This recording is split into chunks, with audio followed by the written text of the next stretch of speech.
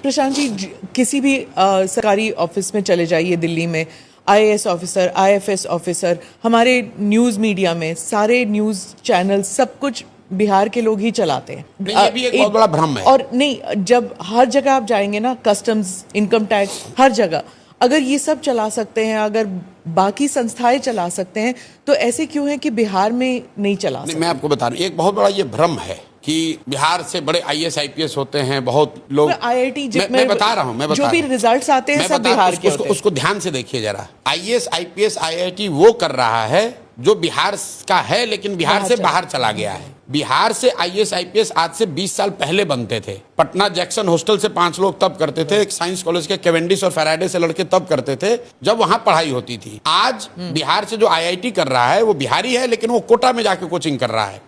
बिहार से जो IAS IPS बन रहा है वो बिहारी है, लेकिन वो दिल्ली में जाके पढ़ाई कर रहा है। यहाँ से जो मैं बात आपको बता रहा था कि लालू जी के टाइम में शिक्षा व्यवस्था बहुत खराब थी, लेकिन फिर भी कुछ इंस्टीट्यूशन थे जहां से लोग पढ़कर आगे बढ़ रहे थे। आज जो आईएएस आईपीएस आईआईटी कर रहे हैं, मेडिकल में जा रहे हैं, वो बच्चे बिहार के हैं, लेकिन वो बच्चे यहाँ नहीं पढ़ रहे हैं।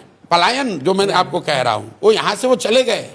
10वीं 12वीं के बाद परिवार ने अपना जमीन, चूंकि शिक्षा को लेकर लोगों के मन में ये है कि भाई गरीबी से निकलना है तो हमको आईएएस आईपीएस बनना है, हमको लाल बत्ती चाहिए, ये गांव गांव में क्लीसेड है।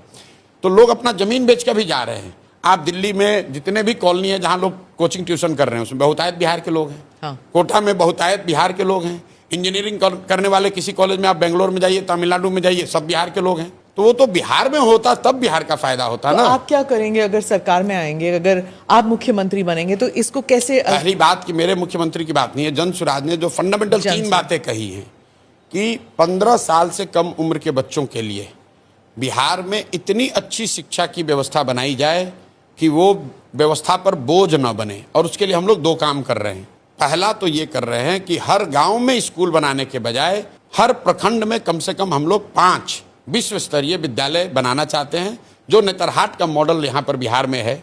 बिहार में नेतरहाट एक विद्यालय रहा है, अभी झारखंड में चला गया है। एक विद्यालय से 1500 से ज़्यादा आईएएस आईपीएस बने हैं, और उस विद्यालय में जाने वाले ज़्यादातर लोग मध्यम या निम्न आर्थिक वर्ग से लोग आते थे। तो हम लोग का लक्ष्य है कि बिहार में हर प्रखंड में कम से कम 5 अच्छे विद्यालय ऐसे जरूर बनाए जाएं जहां पर विश्व स्तरीय पढ़ाई हो। और इन 5 विद्यालयों को बनाने के लिए भी मैं कह रहा हूं कि मुझे 5 साल लगेंगे, क्योंकि हर साल जो यहाँ बजट उपलब्ध है उसमें मैं 1 विद्यालय को बढ़िया बना सकता हूँ। अगर आप 5 विद्यालय बनाएंगे तो उससे क्या होगा? तो पूरे स्कैंडिनेवियन कंट्री में ये मॉडल है कि rather than taking good school to the every village, take kids to the good school. जो शहरों में जो होता है, दिल्ली में आप बैठे हैं, आपके घर के बगल में स्कूल नहीं है, स्कूल आपसे 10 किलोमीटर दूर है, आप अपने बच्चे को गाड़ी से या स्कूल बस से भेजते हैं। तो जन स्वराज का मॉडल ये है कि हर प्रखंड में कम से कम 5 अच्छे अगर विद्यालय बना दिए जाए और स्कूल बस की सुविधा दे दी जाए तो 20 मिनट से ज़्यादा किसी को ट्रैवल नहीं करना पड़ेगा, और ये व्यवस्था 5 वर्ष में बनाई जा सकती है। हम लोग का लक्ष्य है कि 10 साल में हर प्रखंड में 10 ऐसे विद्यालय बनाए जाए, हर साल 1, क्योंकि हमारे पास 15 से 20 हजार करोड़ रुपया ही ऐसा हम लोग स्पेयर कर सकते हैं जो कि इस पर खर्च हो। अब आप ये कहिए कि भाई आप 10 साल में इसको बनाएंगे तो दूसरों का क्या होगा, उनकी जीवन तो उनका रुकना नहीं है। उसके लिए हम लोग जो व्यवस्था बना रहे हैं, जो वेस्ट में व्यवस्था है कि गरीब लोगों को ये सुविधा दे दी जाए कि अगर आप अपने सरकारी विद्यालय से खुश नहीं हैं अपने इलाके के, तो आप अपने बच्चे को प्राइवेट स्कूल में भेजिए वहीं पर, और उसका जो एक रेगुलेटेड फीस है वो सरकार की ओर से दिया जाएगा। कुछ लोगों का ये कहना है कि अरे भाई ये कीजिएगा तो सब प्राइवेट में जाएगा। बिल्कुल नहीं जाएगा। अगर पटना में आज यहाँ बैठे लोगों को मैं पूछूं कि भाई तुम साइंस कॉलेज में पढ़ोगे कि प्राइवेट कॉलेज में पढ़ोगे, 100% लड़के कहेंगे मैं साइंस कॉलेज में पढ़ूंगा। अगर आपसे पूछूं कि आपका लड़का पटना मेडिकल कॉलेज से मेडिकल करेगा कि रमैया से करेगा, रमैया का फीस भी सरकार भरेगी, तो आप कहेंगे नहीं भाई हमको तो पटना मेडिकल कॉलेज में जाना है। ये पूरे वर्ल्ड ओवर प्रूवन चीज है। तो हम लोग ये कह रहे हैं कि ये लोगों को ये अवसर दे दिया जाए कि अगर आपके एरिया में सरकारी विद्यालय के सेवा से आप खुश नहीं हैं तो आप प्राइवेट में पढ़ाइए, प्राइवेट का फीस हम लोग देंगे, क्योंकि सरकारी स्कूल भी फ्री नहीं है। हाँ। ये लोगों का नोशन है कि सरकारी विद्यालय फ्री है। भाई सरकारी विद्यालय को चलाने में औसतन यहाँ एक बच्चे पर करीब करीब प्राइमरी विद्यालयों का खर्चा आ रहा है 850 रुपया प्रति विद्यार्थी। 60,000 करोड़ रुपया खर्च हो रहा है, और जितने बच्चे उसमें पढ़ रहे हैं प्रति विद्यार्थी अगर आप निकालेंगे तो 850 रुपये खर्चा आ रहा है। और जो वहां पर प्राइवेट स्कूल है उसका खर्चा 400 है, 300 है, 250 है। तो व्हाट वी आर सेइंग, जो सरकारी विद्यालय है उसको अगले 5 से 10 साल में इतना अच्छा बनाया जाए कि वो एस्पिरेशनल विद्यालय बन जाए, और तब तक जो गरीब लोग हैं उनको ये सुविधा दी जाए कि आप प्राइवेट में अपने बच्चे को पढ़ाइए, उसका रेगुलेटेड फीस सरकार देगी। तो जो बजट अवेलेबल है अभी हम लोग के पास, उससे उसको हम लोग 3 भाग में बांटना चाह रहे हैं। एक 15 से 20 हजार करोड़ रुपया हम लोग ये नए वर्ल्ड स्केल के स्कूल बनाना चाहते हैं, उस पर खर्च करना चाहते हैं। हर साल 550 विद्यालय बनाएंगे, तो अगले 5 साल में 2500, अगले 10 साल में 5000 विद्यालय बन जाएंगे। उस पर करीब करीब 5 लाख करोड़ रुपया हम लोग खर्च करना चाहते हैं। ऐसे तो अब 3 इलेक्शन जीतना होगा आपको। हम इलेक्शन जीतने के लिए काम नहीं कर रहे हैं। देखिए कोई आकर जब तक आप इलेक्शन नहीं जीतेंगे तब करेंगे 10 साल की बात कर रहे हैं, एक इलेक्शन अभी और एक इलेक्शन बाद में। जिस दिन काम कर दिया तो दूसरा इलेक्शन अपने आप बैठ के जीतेंगे, उसकी चिंता नहीं है। मैं उनमें से नहीं हूं जो ये कहेगा कि मैं आऊंगा और कल बिहार की व्यवस्था सुधर जाएगी। नहीं सुधरेगी। अगर आपको वर्ल्ड क्लास स्कूल बनाने हैं तो उसके लिए 10 साल का प्लान होना चाहिए, 5 लाख करोड़ रुपए लगेंगे, और उसको मैं बता रहा हूं कि इंक्रीमेंटली कैसे 10 साल में किया जाएगा। 1/3 बजट हम लोग अभी की जो व्यवस्था चल रही है इसको एफिशिएंट और बेहतर बनाने में खर्च करेंगे, और 1/3 जो हमारा बजट है अभी एजुकेशन का, उसका हम लोग खर्च करना चाहते हैं जो प्राइवेट में जाना चाहता है उसको उसका फीस भरने के लिए। फोकस शिक्षा है। दूसरी बात हम लोग ये कह रहे हैं कि 0 से 15 के लिए शिक्षा है, और 15 से जो 50 साल का है उसको हम लोग कह रहे हैं कि उसके हाथ में पूंजी दिया जाए, उसको हाथ में सस्ता ऋण दिया जाए ताकि वो काम कर सके। जैसे आपके यहाँ दिल्ली में, मैं इंटरेस्ट सबवेंशन की बात कर रहा हूँ, क्योंकि ग्लोबली अगर आप देखेंगे डेवलपमेंटल इकोनॉमिक्स के को पढ़ेंगे तो आप पढ़ेंगे तो उसको देखेंगे कि ग्रांट के मुकाबले soft loan are more effective. 3% loan पर, जैसे 1% इंटरेस्ट पे मोदी जी ने बुलेट ट्रेन के लिए लोन लिया है, तो समाज को, राष्ट्र को ये चिंता है कि भैया 1 लाख करोड़ रुपया वापस करना है। अगर जापान ने वही पैसा 1 लाख करोड़ रुपया आपको ग्रांट के तौर पे दे दिया होता तो लूटपाट हो जाएगा, कोई चिंता नहीं करेगा, पाकिस्तान वाला हो जाएगा। तो ये ग्लोबली प्रूवन मॉडल है कि ग्रांट जब आपको मिलता है तो आप उसको रिस्पेक्ट नहीं करते हैं। तो बिहार में हम लोग इंटरेस्ट सबवेंशन स्कीम लाना चाहते हैं, जहां आपको 10%, 12% ब्याज ना देना पड़े, 4% ब्याज देना पड़े। अगर आप रोजी रोजगार का अवसर यहाँ पैदा करेंगे, पहले आप 3 फंडामेंटल चीज समझिए। 0 से 15 में हम चाहते हैं कि बच्चों के लिए पढ़ाई की व्यवस्था इतनी अच्छी हो कि वो आगे चलकर व्यवस्था पर बोझ ना बढ़े। 15 से 50 के लोगों को हम लोग वो पूंजी उपलब्ध कराना चाहते हैं ताकि वो अपने पैर पर खड़ा हो। वो पूंजी आएगा कहाँ से, वो मैं आपको बता रहा हूँ। और 50 साल से ऊपर के जो लोग हैं, जो ना पढ़ सकते हैं ना रोजी रोजगार कर सकते हैं, वो करीब करीब 1.5 करोड़ की आबादी है। उसके लिए मैं चाहता हूं कि 2000 रुपये महीने की व्यवस्था हो जाए ताकि वो बेसिक डिग्निफाइड लाइफ जीत सके। फंडामेंटली यही 3 बात कह रहे हैं। अब आप ये कह सकते हैं कि इतने बड़ी जो सबसे बड़े 15 से 50 का समस्या है कि इनको रोजगार कैसे दोगे, पलायन कैसे रुकेगा, इनको पूंजी कहां से आएगी।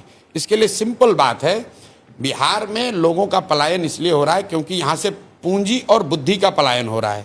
पूंजी का पलायन का मतलब ये नहीं है कि हम बाहर से इन्वेस्टमेंट लाएंगे। पूंजी का पलायन का मतलब ये है, आप समझिएगा कि CD रेशियो जो है, जो रिजर्व बैंक जारी करता है, देश में अभी CD रेशियो है एवरेज 70, अभी हुआ था 74, तो देश में हंगामा हुआ, भाई कम करो, ज़्यादा पैसा दिया जा रहा है।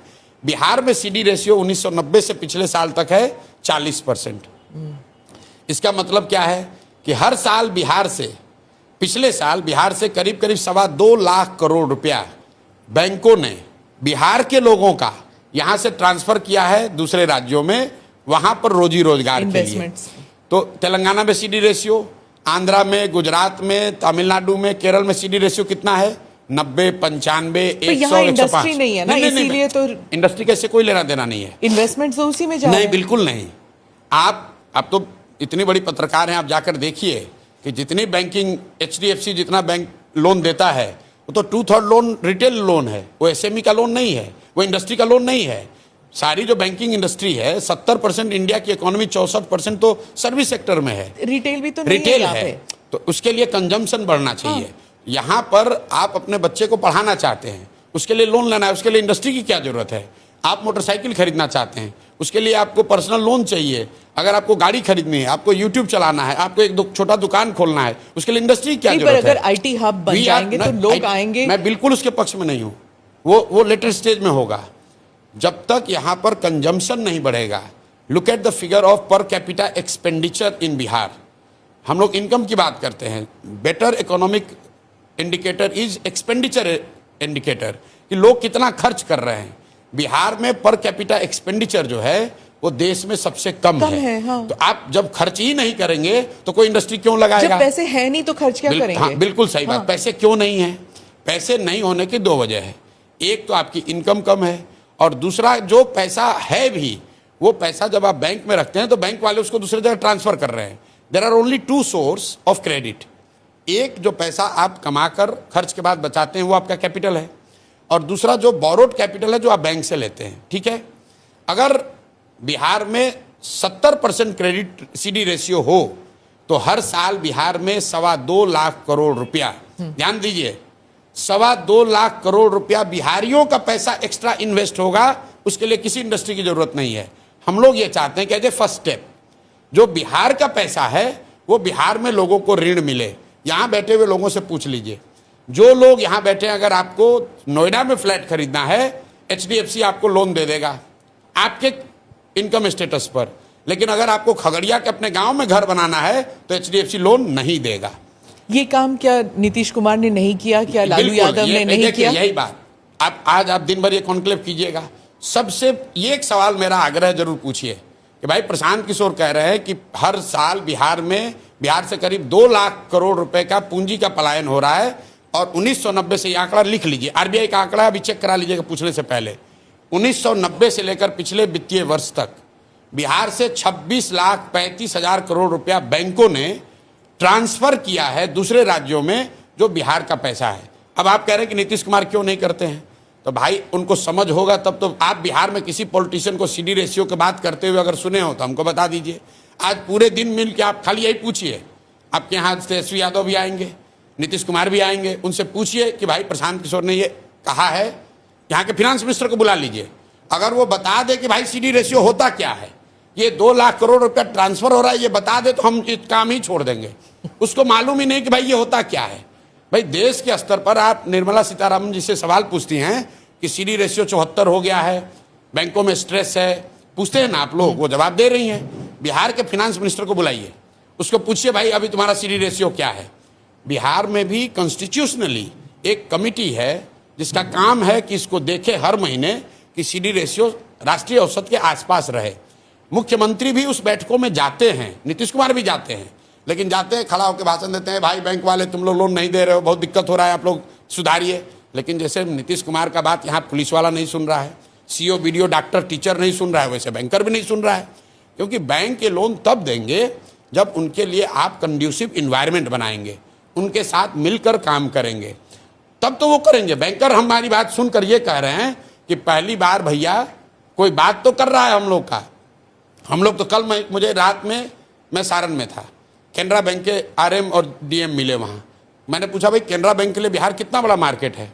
बोला सर बहुत बड़ा मार्केट है। हमने बोला क्रेडिट के लिए या डिपॉजिट के लिए? कहता सर अभी तो डिपॉजिट के लिए है, आप आ जाए, आप जैसे लोग आ जाए तो हम लोग चाहते हैं यहाँ लोन भी दें। यहाँ लोन देने के लिए कोई सुविधा ही नहीं है। प्रशांत जी, आप कह रहे हैं कि नीतीश कुमार की बात कोई नहीं सुनता है, दरोगा भाई अगर नहीं सुन रहा है तो सीडी रेशियो 40 क्यों है? तो और सुनिए एक बात, चूंकि आपका हम इसी लात पहले आए हैं कि आपके पास दिन भर आपका कार्यक्रम है, लालू यादव के लड़के आएंगे यहाँ, लालू जी आए तो उनसे भी पूछिएगा। लालू जी जब मुख्यमंत्री बने, और ये मेरे कहने पर मत पूछिए, अपने टीम से रिसर्च करा लीजिए, लालू जी जब 1990 में मुख्यमंत्री बने तो बिहार में क्रेडिट डिपॉजिट रेशियो था 36%।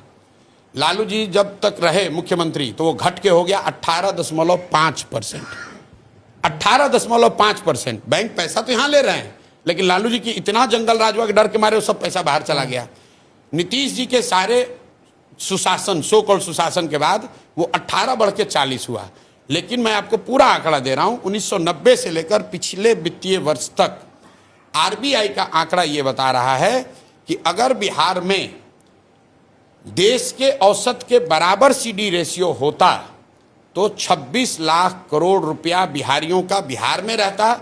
आप अंदाजा लगाइए उससे कितने ज़्यादा घर बनते, कितनी ज़्यादा गाड़ियां खरीदी जाती, कितनी दुकानें खुलती, कितने लोग छोटे व्यापार करते। उससे यहाँ रोजगार होगा, उससे पलायन रुकेगा। इसलिए हम लोग का पहला जो बजुका है वो ये है कि 6 महीना में सीडी रेशियो को इंक्रीमेंटल बेसिस पर 70 जरूर कर देंगे, और वो इतना बड़ा टेढ़ा काम नहीं है।